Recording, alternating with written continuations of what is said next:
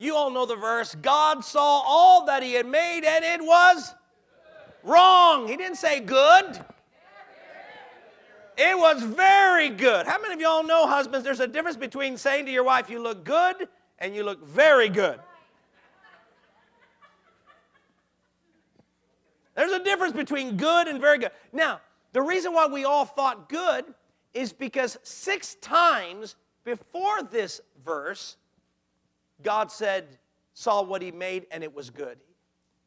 The first day, it was good. The second day, God saw it, and it was good. The third, it was good. The fourth, it was good. The fifth day, it was good. And in the 6th day, before he makes mankind, God saw the animals and everything, and he said, it is good. 6 times, God simply says good. So the question then becomes, why this time? Why, after making mankind, now man is on the earth, and God says, now it is very good. Oh, how many of y'all know things got very good when we came on the scene? The way you hear a few environmentalists and the way they talk about mankind, we're the big problem. Oh, you know, we're messing up the world. We're messing it. But yet God saw things differently. Once he makes mankind, he says it is very good. Now that got me to thinking, why the first 6 times does God say good, and this time, man, he says it's very good? May I suggest something to you? Because for the first time, God had someone on the planet that can take the good that's in the earth and make it very good. You see, we of all creatures are the only ones that can take the elements of this earth and turn it into something even better than in its natural state. Take lumber, for example. Trees are good. How many of y'all know trees are good? But you can't sleep under a tree. But man can chop down the tree and turn it into a house and give us shelter. That's very good. See, you can go into a cave and see different ores and different minerals, and it will do you little good in that cave. But man can begin to mine the ore. And before you know it, that which you saw in a cave, you're now riding in an automobile. He took what was good, and man made it very good. That's the uniqueness of the Homo sapien. That's who we are. We're the creatures God made that can appreciate what is good and then make it even better. And thus he says, it's now very good.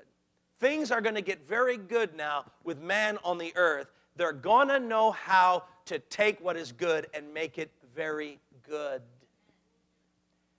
But there's something else that God said. I told you 7 times God said good, or at least the 7th time it was very good. But there is an 8th time that God makes a good statement, or a statement saying something else is good. Look at verse 12.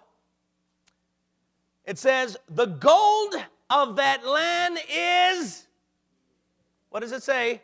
Good. So now wait a minute. Now we have an 8th thing. God says, the gold of that land is good. Now, does that seem a little bit kind of strange? Why all of a sudden, after making man, this is after man is made. Why then all of a sudden does God mention gold? What does gold have to do with man? What is gold after all? Why does God say it's good? Now, when he says it's good, he doesn't mean it's expensive or it's costly. Just like you don't say to a man, you know, he's a good man. You don't mean he's valuable or expensive. What you mean, he's morally good. So when God says gold is good, what he's declaring to the human race after he made them is, I want you to understand, don't ever be afraid of gold. Don't ever think it is bad. Don't think that it is a bad thing that I put, because you of all creatures, only man will appreciate the value of gold. And what is gold after all? In biblical times, as it is today, it is a medium of exchange that is used for businesses. See, in the early times of human history, if someone wanted some fruit and he had some sheep, he simply traded the sheep for some fruit. We call it bartering. But what would happen if a man wanted to sell something that he had, but the other fella didn't have anything he wanted? So man had gold, and that gold represented his wealth, but instead of buying directly to him, he would take the gold and then find someone else that had something he wanted and use the gold to buy it. So gold was a commodity of trade. So do you understand what God is saying to the human race? You're going to be different than animals. In the animal kingdom, animals don't appreciate gold.